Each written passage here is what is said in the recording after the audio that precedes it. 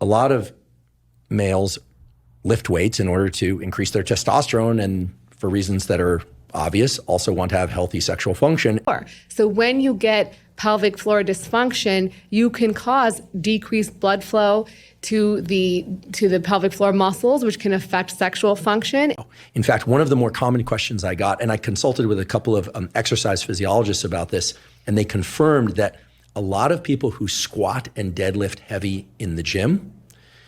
or even who just tense their pelvic floor when they're doing things like dumbbell curls or other exercises,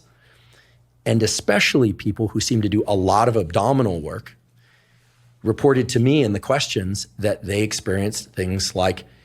erectile dysfunction, that they experienced things like pain during vaginal intercourse,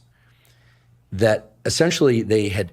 created some sort of what sounds to me like a hypercontraction of the muscles in that area that were impeding all the things that they wanted as either side effects or direct effects of exercise, because many people are exercising for aesthetic reasons and health reasons, and testosterone is involved in libido and the male sexual response and the female sexual response, of course,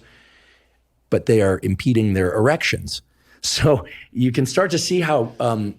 there are probably a lot of confused and maybe even distraught people out there. They're trying to do all the right things and they're setting up roadblocks and even sending themselves backward in some cases. So the question is, how does one know whether or not something like, let's say, low lubrication or pain during vaginal intercourse, or loss of erectile strength, or some sort of erectile dysfunction, whatever it may be, because it can take on different forms, as we'll talk about. How does one know if it's blood flow related, hormone related, or neural related? And if it's neural related, how does one know if it's an issue of lack of appropriate signals from the